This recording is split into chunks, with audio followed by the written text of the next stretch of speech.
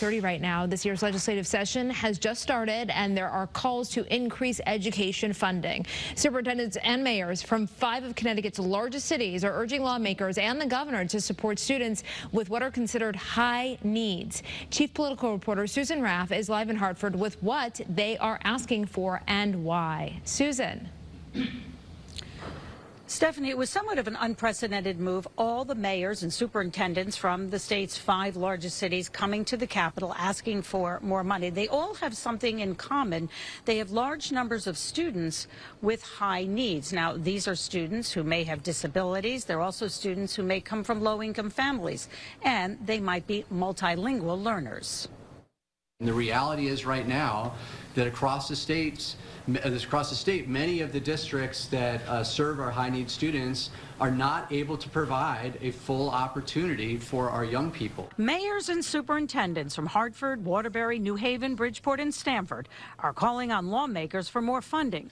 They say 83% of their students have high needs, but schools lack the resources and staffing to provide services for those students. Maybe say, hey, I want to do and follow something that I believe could be very innovative, to test it out and see if I can get outcomes.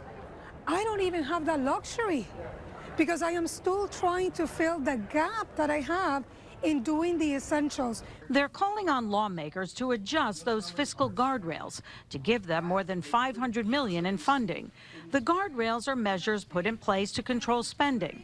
Republican leaders agree education is important, but are against adjusting the guardrails. But there could be opportunities to be able to fund some of it, and also rework some of our mandates to maybe provide cost savings for our towns. A lot of conversations to have. We got to see what the federal government does, so we got till the end of May, and we'll go from there. The House Speaker and Democratic lawmakers are making education one of their top priorities.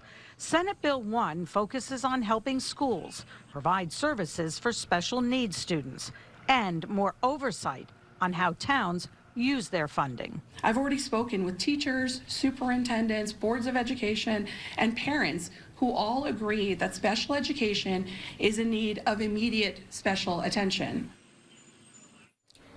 So right now, at the start of this year's legislative session, Democrats say it's education and housing are top priorities. In fact, housing is an important issue.